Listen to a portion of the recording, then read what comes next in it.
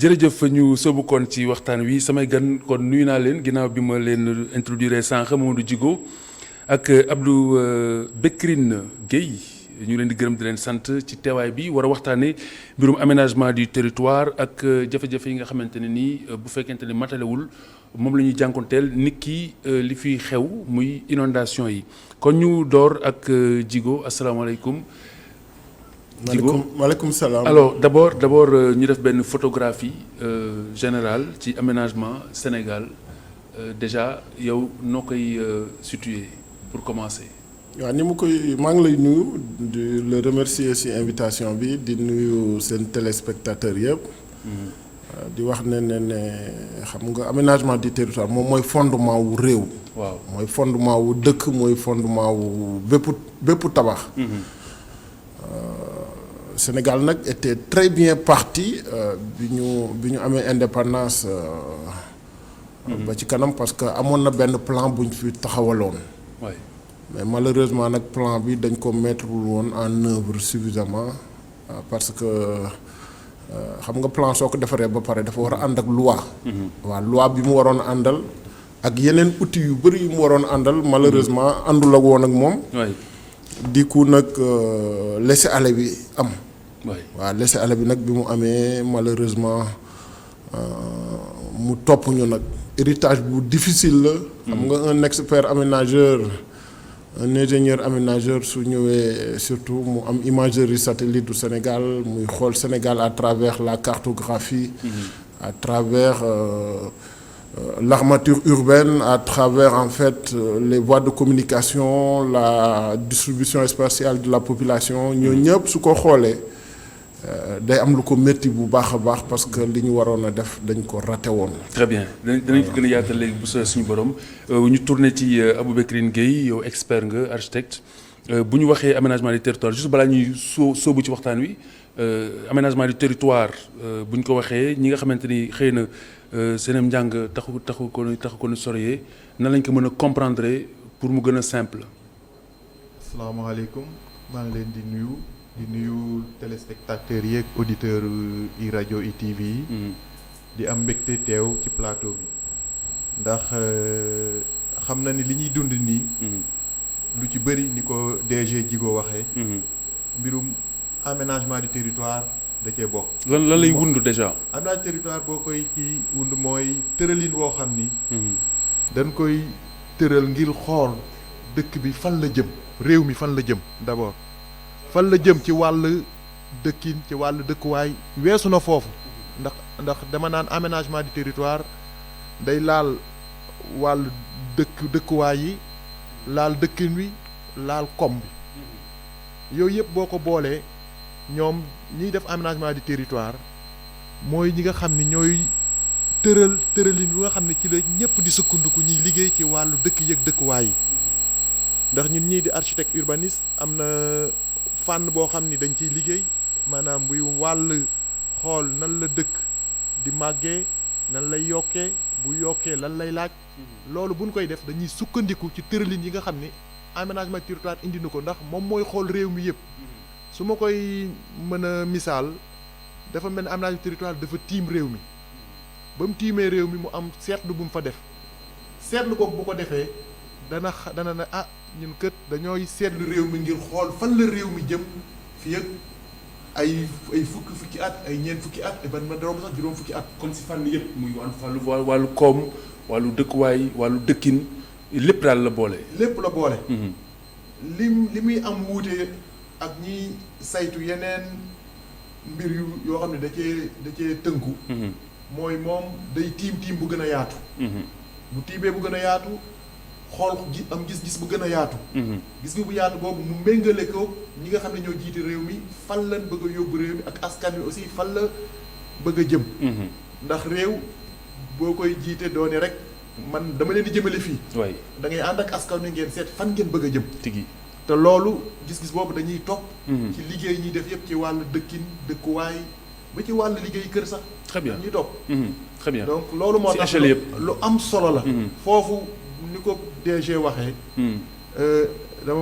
damay jaaraat fi mu jaaraat rek te ci yeneen i kàddu mooy bu aménagement territoire sooxee mën naa wax lépp ci wàll xalaat dëkkin ak dëkkuwaay du mën a jàppandal. très bien alors Djigo kon mel na ni kon yan bi diis na comme qui dirait vous avez du pain sur la planche même vous êtes au charbon même parce que experts yi fi jaar yëpp ci wàllug mbënd mi li ñu wax mooy ñu ngi toll ci comme qui dirait session de rattrapage maanaam dañuy dabu loo xamante ne nii am na ba noppi te mu ne su see deltu gannaaw ci anam yu yomb fi mu nekk nii bi ngeen xoolee situation bi notion rattrapage boobu nga xamante ni experts yu bari moom la ñu wax ci plateau bi yéen nan ngeen ko fas yéene songee. waaw non dañ ko song ba pare. parce que dañ ko song depuis 2012. xam nga defar plan d'aménagement du territoire dafa nekk lu métti. lu difficile te dafay yàgg. Sénégal premier plan bi mu defaroon pour mu defar ko rek il a fallu 20 ans mu ngi mel ni tailleur bi toog di ñaw yére bi mu durer ñaar fukki at. pourtant am na experts yu ne warul yàgg. premier plan wu Sénégal bi ñu koy defar 77 lañ ko commencé defar pare ko 97. pour xam Sénégal nu mu toll xayma ressources Sénégal yëpp xool population Sénégal bi nan lay màggee nu muy demee yëpp mu jëlal leen ñaar fukki at mu nekkoon plan bu baax quand même parce que man bi mu ko xoolee dafa am lu ci bari ak époque yi ñu ko doon defaree. xam naa ne plan bu baax la woon. léegi nag bi ñu ko validé 97 ñu bañ ko mettre en œuvre parce que amul woon benn caractère juridique bu ko doon gunge amul woon benn loi ni décret ni rien du tout bu ko doon gunge boo xam ne. su nit bi mënee ñëw dëkk fee wala maire bi war a lotir fii nii wala kii war a def fële na la amul woon dara lu ko mënoon a tere du coup nag. plan boobu ñu teg ko de côté ñu heureusement président Macky Sall bi mu ñëwee en 2012 mu xool xam na ne inondation yi taroon na 2012 xam na ne amoon na ay chômage moom waroon na réew mi gisoon na yu bari mu ne léegi il faut que ñu defaraat plan bu bees nu mu gën a gaawee. kon 97 ba 2012 mu ngi ci tiroir yi. 97 ba 2012 am na ay quelques ay affaires yu ñu ci jël rek mooy yoon yi. xam nga plan bi mooy tracé yoon yi.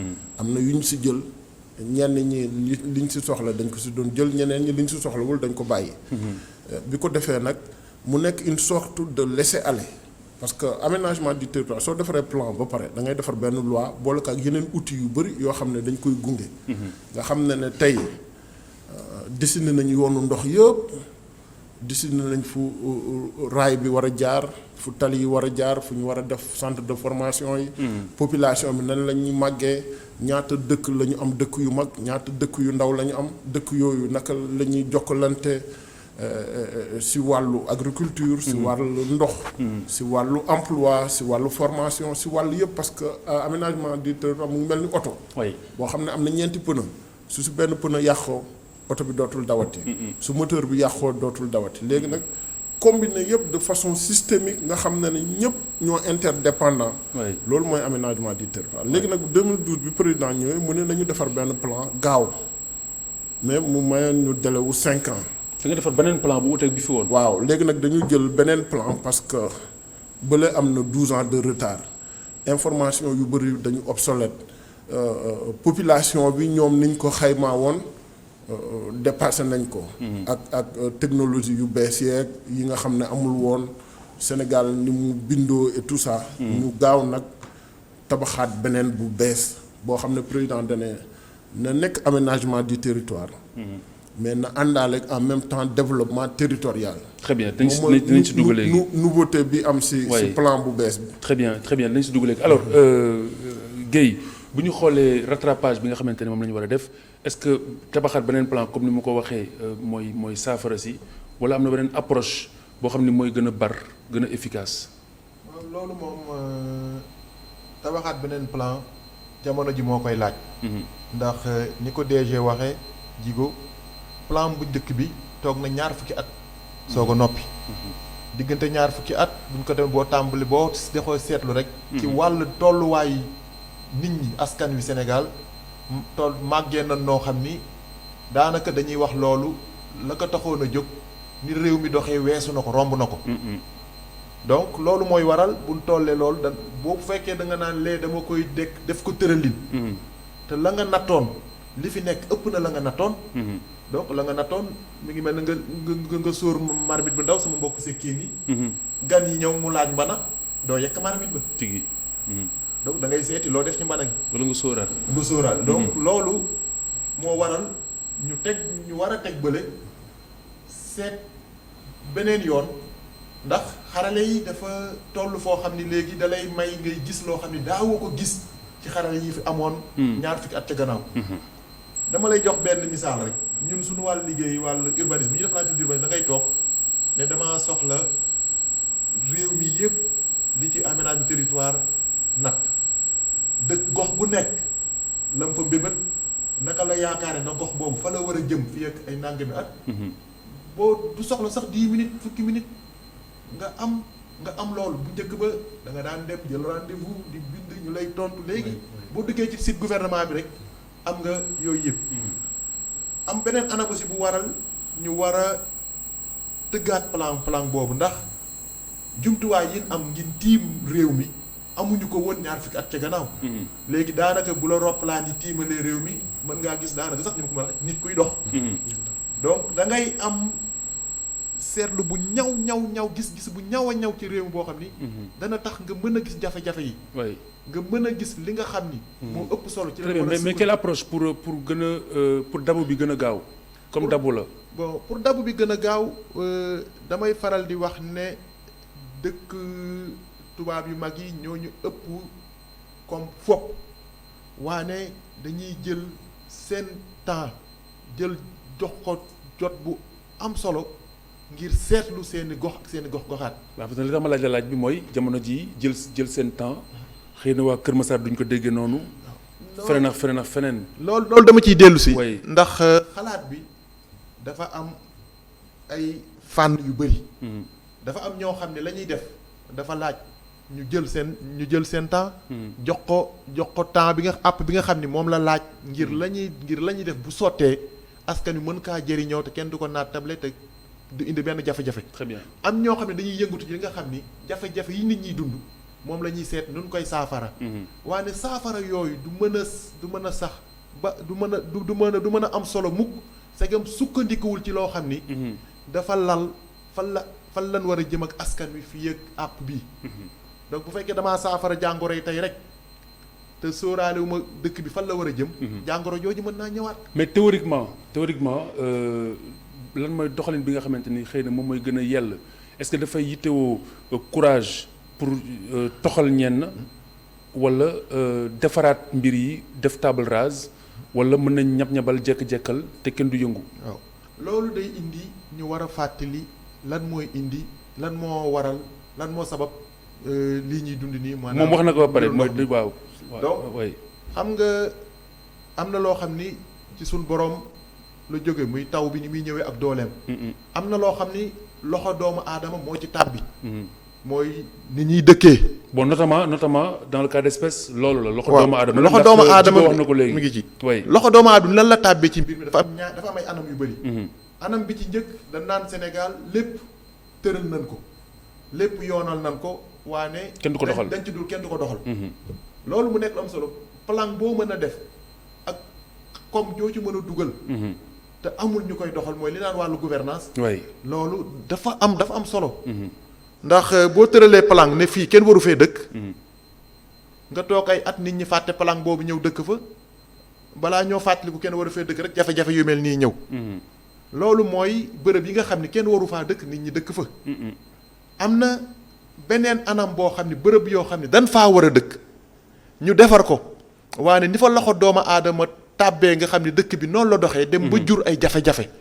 mooy maanaam dama koy faral di wax dañuy defar tali kenn du def fu ndox mi jaar wala ndox ma ñuy sóoraale mooy ndox yi jóge ci wanag yi. ndoxu taw bi ku ne da ngay branché sa raakool rek mu génn ci mbedd mi dem.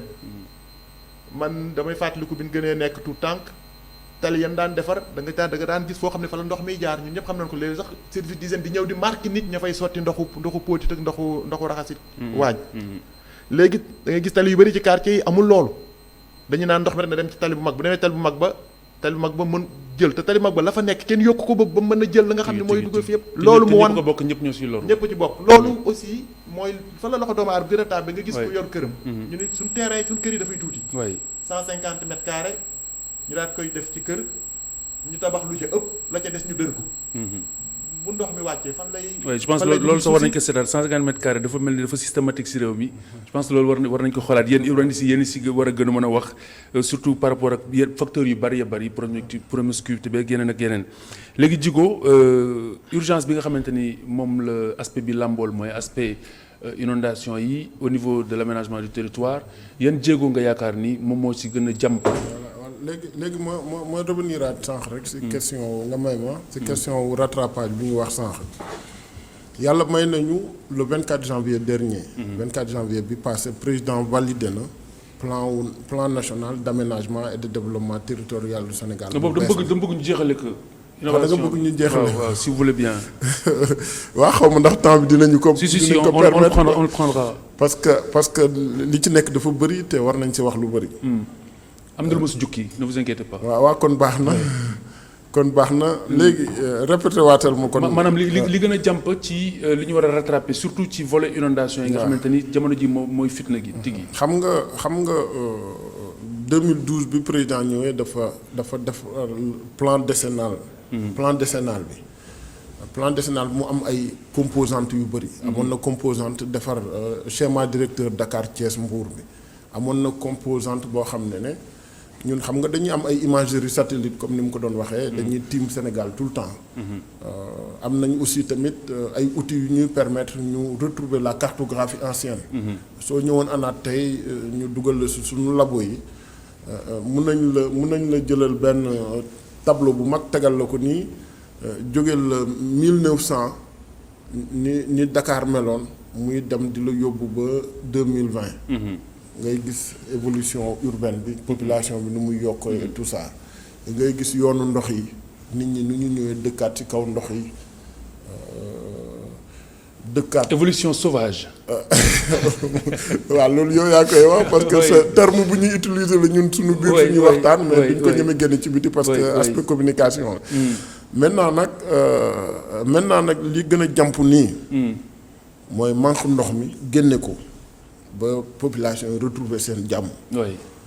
su loolu weesoo président nee na waa ONAS ak projet nañu continuer projet bi ñu génne carrément yoonu ndox yi waat ñu bàyyi leen ñu dem ñu war a dem si canaux d'assainissement yi ndox yooyu ñu dem si canaux d'assainissement yi ndox yi ñu war a yi nga xam ne dañuy taw ñu war leen drainer ñu drainer leen mais nag ñun dañuy defar à chaque fois dañuy defaraat cartographie wu inondation yi. C'est important que presse bi mu jàpp si. xam nga population yi des fois ñàkk xam moo tax ñuy dem si yenn zones yi. te ñii mën a atteindre population bi. ak absence de contrôle. de la part de l'État aussi. voilà mais État day contrôler mais État. yorewul outil di informer nii à tout moment yéen médias yi yéen a yor outil yi xam nga soo leen jëloon tey cartographie wu réseau hydrographique wu Dakar cartographie wu bassin versant yi nekk biir région de Dakar yëpp. ngeen woon ko nit ñi ngeen def ci benn émission bu mag a mag man je suis prêt ma ñëw fii ma andil leen labo ANAT. invité naa la. waaw on va choisir le cadre. heure boo bëggee. labo ANAT. oui ñu defar une modélisation bu mag a mag boo xam ne ni. oui. de 1900. très bien ba 2020. donc on prend rendez-vous avec les téléspectateurs. heure boo leen bëggee waaw. très bien léegi ñu jeexalee aspect bi ma la doon wax sànq. waaw bu sooy suñu borom gis nañu ne innovation bi bu am solo. du ma ne bi si ëpp solo mais bu am solo en tout cas ci seen plan bu bees bi mooy territorialisation wu. koom gi. ci gox bu nekk ak la nga xamante ni moom mooy baaxam ñu war ko suqali loolu laa bëgg ñu tëje ko ci kattanu borom bi. voilà loolu lu ko sabab lu xam nga territoire dafa war a viable. dafa war a dund dafa war a yor boppam. su yorewul boppam rek population yi dañ fay jóge ñu dem feneen. te su ñu demee feneen fekkee foofu dañ fa bëri aussi dañ fay andiwaat yeneen problème mooy problème comme Dakar problème mu embouteillage yi problème mu promiscuité bi problème mu insécurité bi problème yu bari léegi nag président dafa def benn remarque bu importante dafa xool ne Richard Toll nekkul capitalu département wu Dagana mais Richard Toll presque dem na ba ëpp Dagana ay population gën na territoire bu gën a viable la ci zone boobu noonu parce que y a une compagnie sucrière bi nekk foofu buy exploiter di valoriser la canne à sucre pour defar le sucre pour le Sénégal mu ne suñ fa jógee ñu xoolaat Mbour màgg na tey màggaay goo xam ne station balnéaire bu Saly bi moo ko andi te mu gis na ne biir Sénégal foofa laal bëri na ay ressources mais ressources yu bëri valoriser wuñu ko mu ne nañu defar ce qu'on appelle des centres secondaires stratégiques mooy wundu côté développement au plan bi Bafeto dans le Kédougou soo fa xoolee ay mines yu bëri ñoo fa nekk ay fer nga fa marbre nga fa te dañuy dem ay Chine un peu partout di jënd ay produits yooyu suñu defaatee bu mel ni boobu foofu noonu population yooyu dinañ toog foofu noonu soo jëlee la Casamance c'est une région je parle de toute la Casamance territoire agroforesterie la ñu ngi jël di jënd ay cure-dents yuy def 12 000 kilomètres de Pékin à Dakar ça fait 12 000 kilomètres ñuy jënd ay cure-dents yoo xam ne yomba defar la alors que su ñu jëloon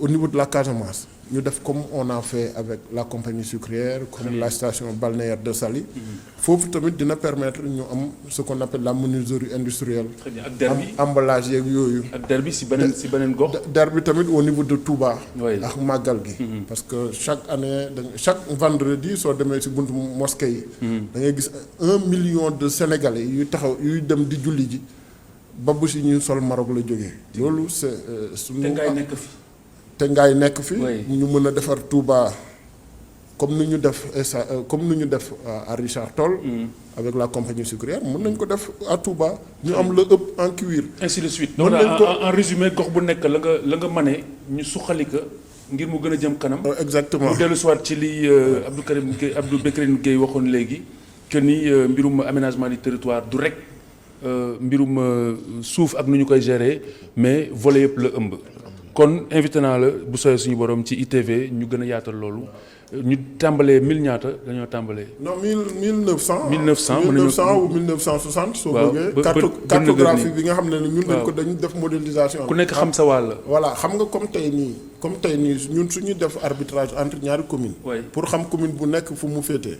xam nga décret yu bëri am na décret yu leerul. suñ ne ñu année temps. la ñu defaroon décret bi. année temps la guy gi moo leen séparé woon. mais guy gi nekk fa woon ñun liggéey boobu noonu. travail diachronique boobu moo ñuy permettre ñu dem ba ci année boobu ak suñu carte yi ñu retrouver guy gi. kon yéen waroon ngeen yóbbu ci conflit Ndingler bi kooku waroon ngeen mën a leeral territoire yi. xam fan la féete loolu dinañ ci dikkaat bi ci borom.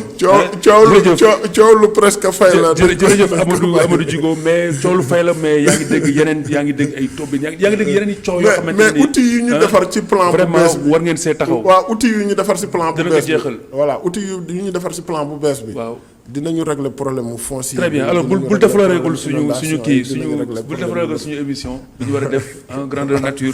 jërëjëf Amadou Djigo directeur bu ANAT di agence nationale de l'aménagement du territoire Abdou Bécrine Gueye expert architecte urbaniste directeur général bu cabinet GAU maa ngi leen di gërëm di leen sant.